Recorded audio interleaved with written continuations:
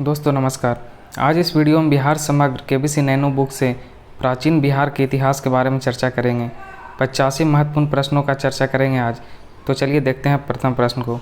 पहला प्रश्न, निम्नलिखित में से किस ग्रंथ में मगध क्षेत्र में रहने वाले लोगों के लिए वरात्य शब्द का प्रयोग किया गया है? वरात्य शब्द का प्रयोग किस ग्रंथ में किया गया है? तो वरात्य शब्द का प्रयोग किया गया है ऋग्वेद में। ऋग्वेद इसका सही उत्तर हो जाएगा। दूसरा प्रश्न है, बिहार क्षेत्र की चर्चा सर्वप्रथम किस साहित्यिक रचना में मिलती है? बिहार क्षेत्र की चर्चा सर्वप्रथम मिलती है, इसका आंसर हो जाएगा शतपथ ब्राह्मण में। बिहार क्षेत्र की चर्चा सर्वप्रथम शतपथ ब्राह्मण में मिलती है। अगला प्रश्न है, बिहार में नवपाषाण कालीन संस्कृति के महत्वपूर्ण स्थल निम्नलिखित में से कौन से हैं? तो नवपाषाण कालीन का जो स्थल है महत्वपूर्ण, वो इसमें से चिरांद यानी सारण जिले में है। वो नवपाषाण कालीन वहाँ पर स्थल मिले हैं। अगला प्रश्न है, कार्बन डेटिंग विधि से चिरांद संस्कृति को माना जाता है। कार्बन डेटिंग विधि से इसका काल कितना माना जाता है? तो इसका उत्तर हो जाएगा 1800 से लेकर 1200 ईसा पूर्व का। 1800 से 1200 ईसा पूर्व का जो चिरांद में जो संस्कृति मिली थी, चिरांद में जो स्थल मिले हैं, उसका आयु 1800 से 1200 ईसा पूर्व का है। अगला प्रश्न है, निम्नलिखित में से कौन महाजनपद बिहार में नहीं था? वत्स, अंग, मगध या वज्जी? तो इसका उत्तर हो जाएगा वत्स। वत्स बिहार में नहीं था, बाकी अंग, मगध और वज्जी बिहार में थे। टोटल 16 महाजनपद थे। अगला प्रश्न है, विदेह राज का उल्लेख सबसे पहले किस ग्रंथ में है? तो विदेह राज का उल्लेख सबसे पहले है, इसका उत्तर हो जाएगा यजुर्वेद में। विदेह राज का उल्लेख सर्वप्रथम किस ग्रंथ में है? तो यजुर्वेद में। अगला प्रश्न है, बुद्ध के जन्म से पूर्व 6ठी शताब्दी ईसा पूर्व में भारतवर्ष 16 महाजनपदों में बटा था और इसका उल्लेख किस ग्रंथ से प्राप्त होता है? तो 16 महाजनपदों का उल्लेख प्राप्त होता है अंगुत्तर निकाय से। अंगुत्तर निकाय से 16 महाजनपदों का उल्लेख प्राप्त होता है। अंगुत्तर निकाय बौद्ध ग्रंथ है, ठीक है। अगला प्रश्न है, बौद्ध साहित्य में किस नगर का उल्लेख नहीं है? बौद्ध साहित्य में किस नगर का उल्लेख नहीं है? वाराणसी, मथुरा, तक्षशिला या लखनऊ? तो इसका सही उत्तर हो जाएगा लखनऊ। बौद्ध साहित्य में लखनऊ का उल्लेख नहीं है, बाकी वाराणसी, मथुरा और तक्षशिला का उल्लेख किया गया है। 9वां प्रश्न है, बिंबिसार, अजातशत्रु और उदयन आदि राजाओं का संबंध किस वंश से था? तो ये सब थे हर्यक वंश से। हर्यक वंश से बिंबिसार, अजातशत्रु और उदयन। हर्यक वंश का संस्थापक बिंबिसार था और अजातशत्रु बिंबिसार का बेटा और अजातशत्रु का बेटा उदयन। चलिए अगले प्रश्न को देखते हैं। 10वां, प्रसिद्ध चिकित्सक चरक किसके समकालीन थे? तो प्रसिद्ध चिकित्सक चरक थे वो बिंबिसार के समकालीन थे। अगला प्रश्न, मगध साम्राज्य में प्रारंभिक राजधानी कहाँ थी मगध साम्राज्य की? तो मगध साम्राज्य की प्रारंभिक राजधानी थी राजगृह यानी राजगीर, वर्तमान का राजगीर। और राजगीर से पाटलिपुत्र कौन स्थानांतरित किया था अपना राजधानी? तो उदयीन।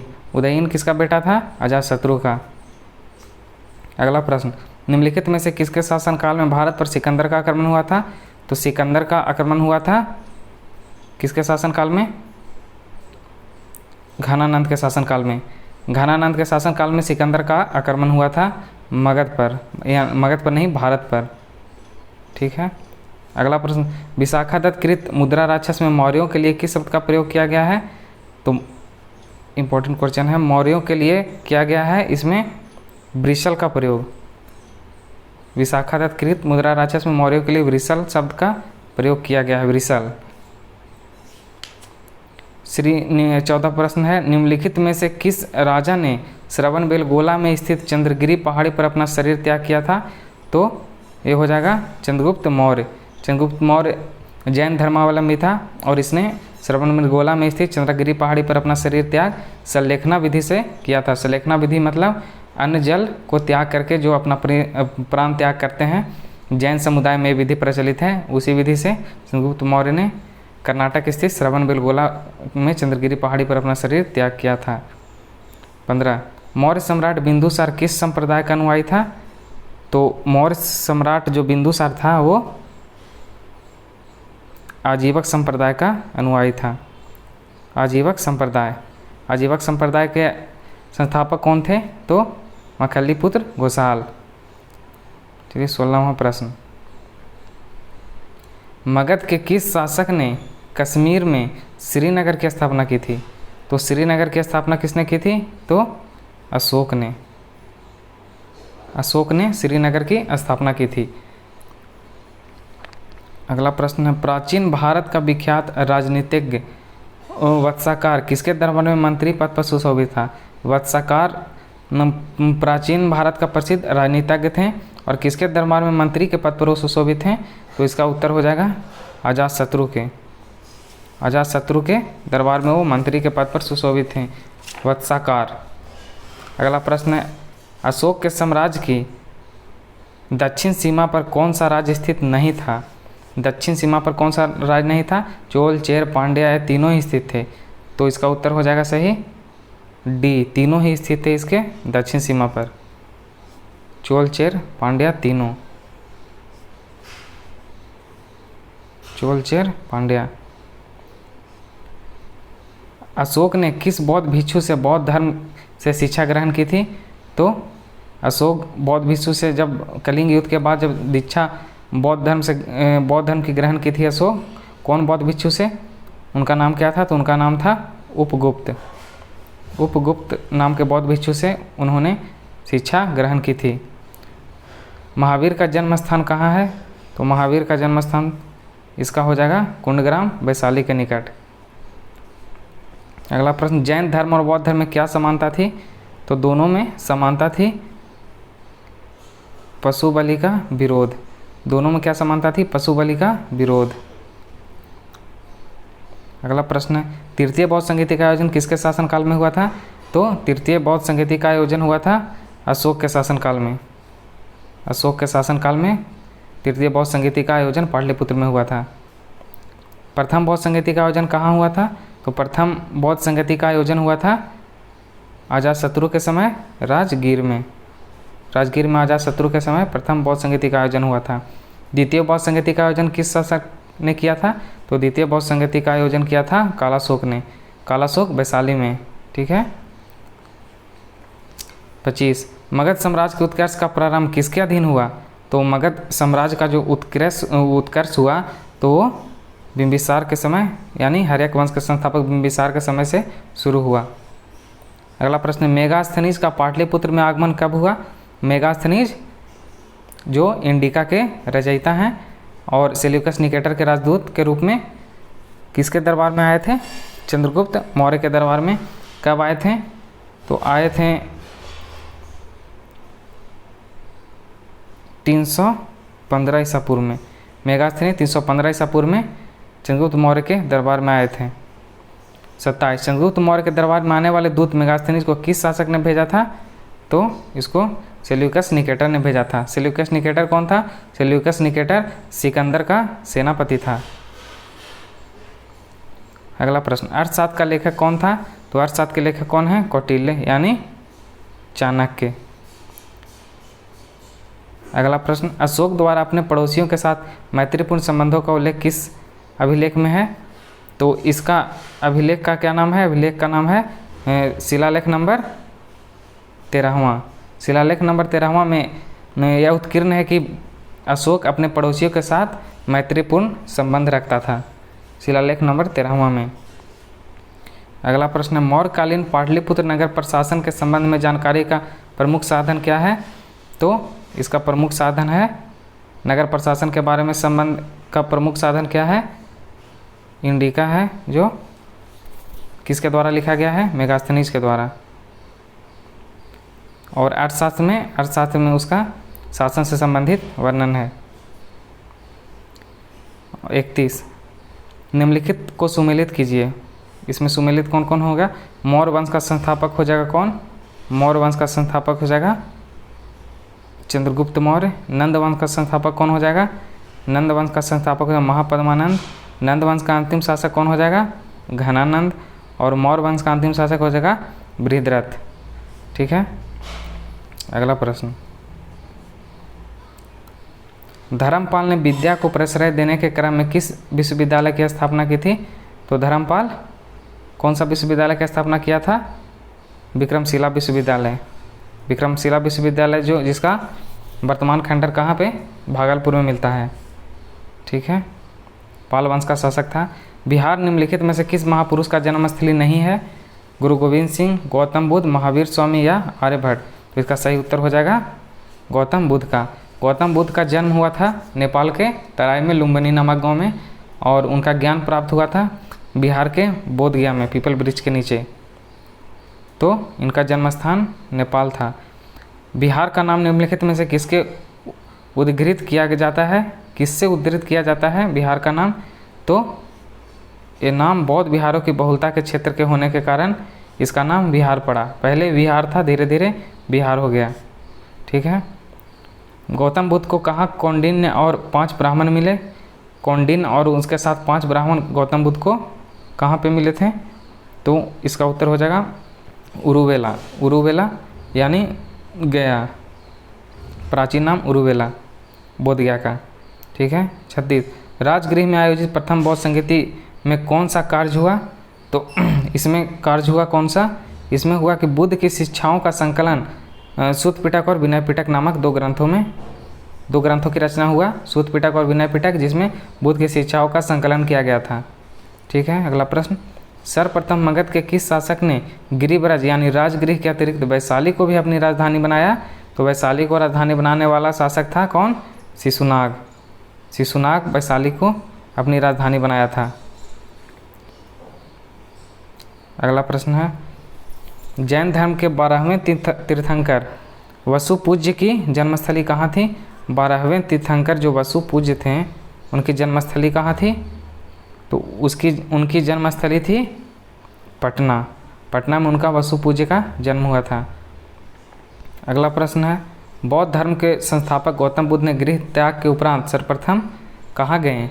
तो गृह त्याग के प्रथम सर्वप्रथम गए वो नहीं, उसके पहले गए थे अलार कलाम। उनके जो गुरु हुए कहाँ के रहने वाले थे? वैशाली के। अलार कलाम के पास वो दीक्षा लेने गए थे सबसे पहले गृह त्याग के बाद। ठीक है। उसके बाद है, किस शासक ने युद्धास्त्रों में शिलाकंटक व रथ मसूल जैसे नवीन शस्त्रों की खोज की? शिलाकंटक नामक और रथ मसूल, जैसे रथ मसूल और शिलाकंटक, ये सब शस्त्र थे प्राचीन काल के। इसकी खोज कौन से शासक ने किया था? तो इसकी खोज किया था अजातशत्रु ने। अजातशत्रु ने किया था शिलाकंटक और रथ मसूल जैसे शस्त्रों की खोज। कर्नाट वंश का राज स्थापित कहाँ हुआ था? तो कर्नाट वंश का राज स्थापित हुआ था मिथिला में नान्य देव के द्वारा, कर्नाट वंश की स्थापना। ठीक है। 42 प्रसिद्ध बौद्ध भिक्षु सारिपुत्र का जन्म कहाँ हुआ था? सारिपुत्र नामक बौद्ध भिक्षु का जन्म नालंदा में हुआ था। ठीक है। अगला प्रश्न है, मगध साम्राज्य में कलिंग का विलय सर्वप्रथम किया था कौन? तो मगध साम्राज्य में कलिंग का विलय सर्वप्रथम किया था महापद्मानंद। महापद्मानंद से पहले अशोक, उसके जब महापद्मानंद सबसे पहले किया उसके बाद अशोक किया था कलिंग का विलय, और उसके बाद उनका हृदय परिवर्तन हो गया था और युद्ध की नीति त्याग कर भेरी घोष से धम घोष की ओर चले गए थे। तो सर्वप्रथम अशोक से भी पहले कौन किया था? तो महापद्मानंद, नंद वंश का। ठीक है। अगला प्रश्न, बिहार के किन क्षेत्रों में अंग महाजनपद स्थित था? अंग कहाँ था? तो भागलपुर और मुंगेर वाला क्षेत्र में अंग महाजनपद स्थित था। 16 महाजनपदों में से एक महाजनपद अंग भी था और भागलपुर और मुंगेर वाले क्षेत्र में अवस्थित था। 45 प्रश्न, किस संहिता में पाटलिपुत्र पर यवनों यानी यूनानियों का आक्रमण का उल्लेख है? यूनानियों का आक्रमण का उल्लेख किस संहिता में मिलता है? तो गार्गी संहिता में। गार्गी संहिता में यवनों का आक्रमण का उल्लेख मिलता है। गुप्त काल में किस सम्राट के प्रयासों से नालंदा विश्वविद्यालय की स्थापना हुई थी? तो नालंदा विश्वविद्यालय की स्थापना कुमारगुप्त प्रथम के प्रयासों से हुई थी। ठीक है। जिसको बख्तियार खिलजी का मोहम्मद गौरी के सेनापति था, उसने उसको विध्वंस कर दिया, उसको आग लगा दिया। ठीक है।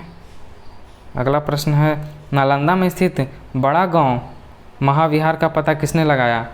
नालंदा में बड़ा गांव महाविहार का पता किसने लगाया? तो इसका सही उत्तर हो जाएगा कनिंघम। कनिंघम भारतीय पुरातत्व के पिता भी कहे जाते हैं और इन्होंने सबसे पहले बड़ा गांव का पता लगाया। अगला प्रश्न है, विदेह के राजा जनक ने निष्क या सुवर्ण या सतनाम उपहार में दिए, यह कहाँ वर्णित है? जनक, बिहार विदेह के जो राजा जनक थे, सीता माता के पिता, जो जिनका वर्णन रामायण में है, ने निष्क या सुवर्ण या सतनाम ये उपहार में दिए, यह कथा कहाँ वर्णित है? तो यह वर्णित है कौन से ग्रंथ में? उपनिषद में वर्णित है। बृहदारण्यक या उपनिषद में ये वर्णित है कि राजा ने सुवर्ण या सतनाम उपहार में दिए थे जनक ने। अपसगढ़ अपसड गया, जो गया में है, में एक मंदिर का भग्नावशेष प्राप्त हुआ है। इनकी दीवारों पर कौन सा कथा का दृश्य अंकित है? अपसगढ़ में कौन सा कथा अंकित है उसके मंदिर के दीवारों पे? तो मंदिर के दीवारों पे अर्पित है रामायण के कथा दृश्य, उसके दीवारों पर अंकित हैं रामायण के कथा दृश्य। अपसड जो गया में एक पुरातात्विक स्थल है जहाँ से मंदिर के भग्नावशेष प्राप्त हुए हैं। अगला प्रश्न है, हर्यक वंश के उपरांत मगध पर किस वंश की सत्ता स्थापित हुई? तो हर्यक वंश के उपरांत मगध पर सत्ता स्थापित हुई किस वंश की? इसका सही उत्तर हो जाएगा शिशुनाग वंश। शिशुनाग वंश की स्थापना हुआ हर्यक वंश के पश्चात। महाभारत तथा पुराणों के अनुसार मगध का सर्वप्रथम राजवंश कौन था? तो सर्वप्रथम राजवंश था मगध का बृहद्रथ राजवंश। बृहद्रथ राजवंश इसका सर्वप्रथम राजवंश था। बृहद्रथ कौन थे? तो जरासंध के पिता थे और इन्होंने बृहद्रथ राजवंश की स्थापना किया था। 52, मगध जनपद का संस्थापक कौन था? तो मगध जनपद का संस्थापक था इसका बृहद्रथ और जरासंध, ये दोनों मगध जनपद के संस्थापक थे। बृहद्रथ जरासंध के पिता थे और जरासंध और बृहद्रथ मगध जनपद के संस्थापक थे। अगला प्रश्न, मगध साम्राज्य का वास्तविक संस्थापक कौन था? तो मगध साम्राज्य का जो वास्तविक संस्थापक हो गया वो हो गया बिंबिसार, हर्यक वंशीय शासक। बिंबिसार मगध वंश का वास्तविक संस्थापक था। अगला प्रश्न, बिंबिसार ने ब्रह्मदत्त को पराजित कर कौन सा राज्य जीता था? तो बिंबिसार ब्रह्मदत्त को पराजित कर जीता था अंग महाजनपद, उन्होंने ब्रह्मदत्त को पराजित करके जीत लिया था। अगला प्रश्न है, वज्जी संघ के लिच्छवियों को पराजित करने वाला मगध का प्रथम शासक कौन था? तो वज्जी संघ को लिच्छवियों को पराजित करने वाला, वज्जी संघ के लिच्छवियों को कौन पराजित किया था सर्वप्रथम? तो सर्वप्रथम पराजित किया था इसको अजातशत्रु सर्वप्रथम लिच्छवियों को पराजित किया था। अगला प्रश्न, पाटलिपुत्र नगर की स्थापना किस शासक ने किया? तो पाटलिपुत्र नगर का स्थापना किया था उदयीन ने राजगृह से पाटलिपुत्र राजधानी स्थानांतरित किया और सोन और गंगा नदियों के संगम पर पाटलिपुत्र नगर की स्थापना की। अगला प्रश्न, किससे मुक्ति दिलाने के कारण चंद्रगुप्त मौर्य को भारत का मुक्तिदाता कहा जाता है? तो भारत का मुक्तिदाता चंद्रगुप्त मौर्य को किससे मुक्ति दिलाने के कारण कहा जाता है? तो यूनानियों से चंद्रगुप्त मौर्य ने भारत को मुक्ति दिलाया था, इसलिए इसे भारत का मुक्तिदाता कहा जाता है। चंद्रगुप्त मौर्य के उपरांत मौर्य साम्राज्य का शासक कौन बना?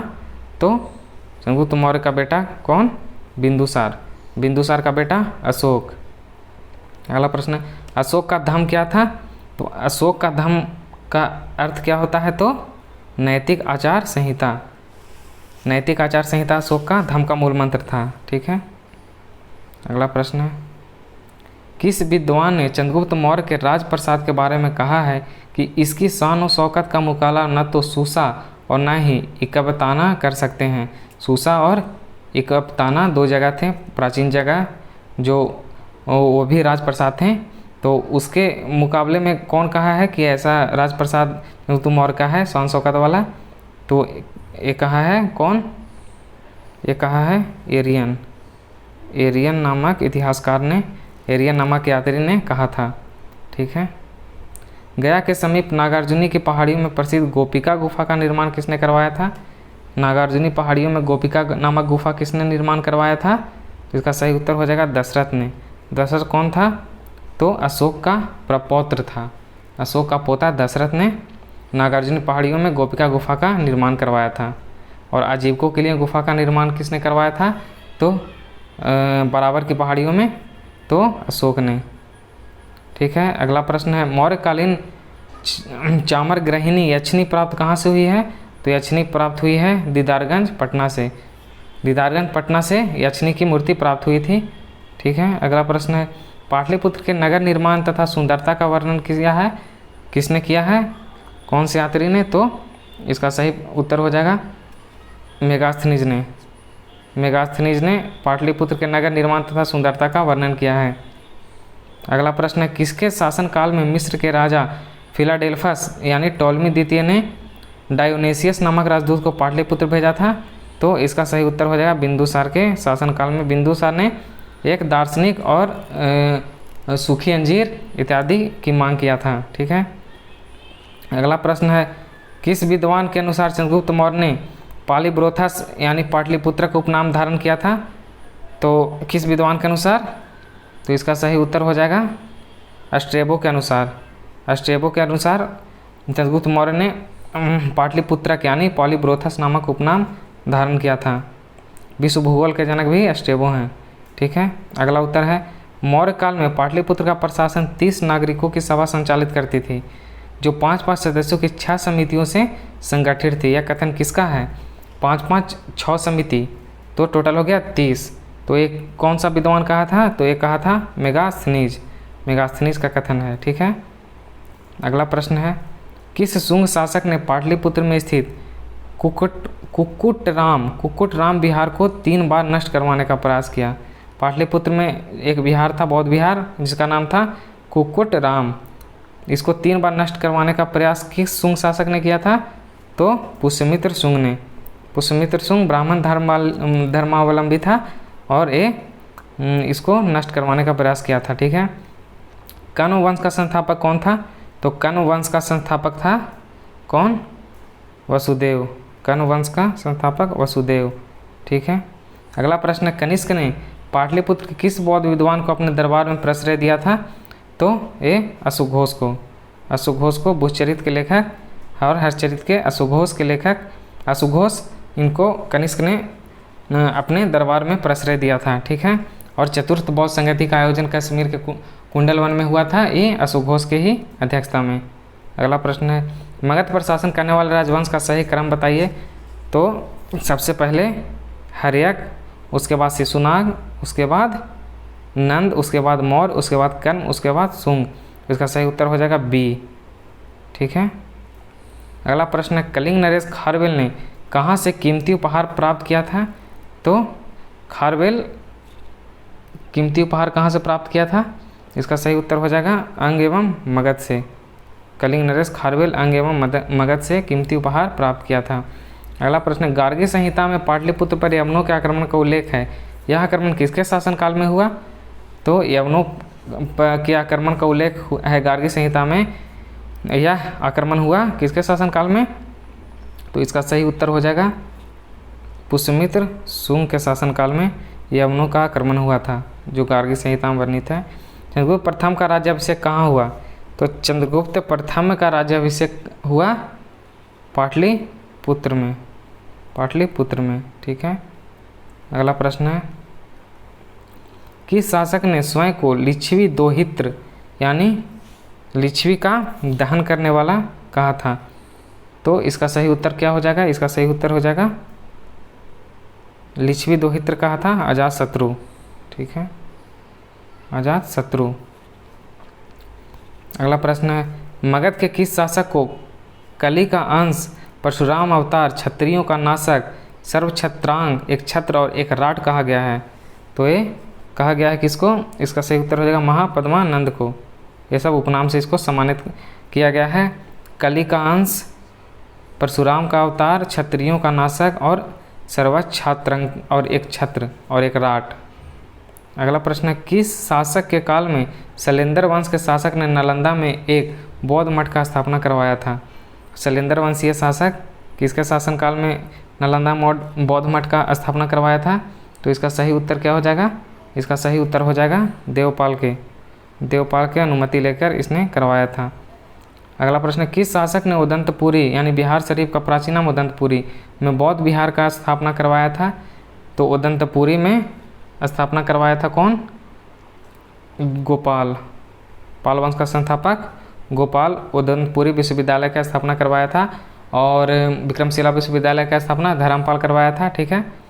अगला प्रश्न है, मगध के शासक अजातशत्रु ने किसके आक्रमण के प्रतिरोध में गंगा और सोन के संगम पर अवस्थित पाटलिपुत्र को सुरक्षित तथा किलों से सुसज्जित किया और जो आगे चलकर पाटलिपुत्र नगर बना? किसके आक्रमण से बचने के लिए किया था पाटलिपुत्र का घेराबंदी? तो इसका सही उत्तर हो जाएगा वैशाली के बज्जियों से। वैशाली के बज्जियों से बचने के लिए पाटलिपुत्र का घेराबंदी कौन करवाया था? अजातशत्रु, जो बाद में इसके बेटे उदयन के द्वारा राजधानी बनाया गया था। ठीक है। अगला प्रश्न, बिहार में 7.5 फीट ऊंची बुद्ध देव की एक पीतल की मूर्ति कहाँ से प्राप्त हुई है? 7.5 फीट ऊंची पीतल की मूर्ति बुद्ध भगवान की। तो ये प्राप्त हुई है सुल्तानगंज से। सुल्तानगंज से प्राप्त हुई है। अगला प्रश्न, बिहार में बौद्ध विहार का प्राचीनतम केंद्र कौन था? तो सबसे प्राचीनतम केंद्र बौद्ध विहार का था नालंदा। ठीक है। अगला प्रश्न है, किसने यह वर्णन किया है कि मध्य भारत के सभी देशों में मगध देश में सर्वाधिक नगर थे और धनपतियों ने यहाँ चिकित्सालय बनवाए थे जहाँ रोगियों को मुफ्त भोजन तथा दवाएं दी जाती थी? ये किसने अपना यात्रा वृत्तांत में वर्णन किया है? तो इसका सही उत्तर हो जाएगा फाहियान ने। फाहियान ने, जो फाहियान चंद्रगुप्त द्वितीय यानी चंद्रगुप्त विक्रमादित्य के शासनकाल में आया था, गुप्त वंश के शासनकाल में, जिसने ये कथन अपने यात्रा वृत्तांत में वर्णन किया है। अगला प्रश्न, हर्षवर्धन की मृत्यु उपरांत बिहार में कुछ क्षेत्रों में कुछ समय के लिए तिब्बत की संप्रभुता स्थापित हो गई थी, जिसका अंत कौन किया था? जब हर्षवर्धन मरा था उसके बाद बिहार के कुछ क्षेत्र में तिब्बत की शासन हो गया था, तिब्बत के द्वारा शासन चलाया जाता था। और तो इसका अंत कौन सा शासक किया था? तो इसका अंत किया था आदित्य सेन ने, सेन वंश के आदित्य सेन ने। ठीक है। अगला प्रश्न है, चीनी यात्री इत सिंह बिहार का भ्रमण कब किया? तो चीनी यात्री इत सिंह ने बिहार का भ्रमण किया लगभग 673 ईसा पूर्व में। नहीं, गलत है, 673 ईसा पूर्व नहीं होगा, 673 ईस्वी होगा। ठीक है। चलिए अगला प्रश्न, हर्षवर्धन के समय में बिहार राज्य में कौन सा विश्वविद्यालय प्रसिद्ध था? तो हर्षवर्धन के समय बिहार में सबसे प्रसिद्ध विश्वविद्यालय कौन था? नालंदा विश्वविद्यालय, क्योंकि नालंदा विश्वविद्यालय कुमारगुप्त प्रथम के द्वारा बनाया गया था गुप्त काल में, उसके बाद हर्षवर्धन का काल आया था। अगला प्रश्न, बोध गया के महाबोधि वृक्ष को क्षति पहुंचाने वाला शासक कौन था? तो शैव शासक शशांक ने महाबोधि वृक्ष को कटवा दिया था। ठीक है दोस्तों, उम्मीद है आपको ये वीडियो अच्छी लगी होगी। ऐसे ही अगला भी सीरीज आएगा और लगातार ऐसे ही सीरीज चलता रहेगा। तो बहुत बहुत धन्यवाद। अगर आपको वीडियो पसंद आए तो चैनल को लाइक और चैनल को सब्सक्राइब, वीडियो को लाइक ज़रूर कर दें। बहुत बहुत धन्यवाद।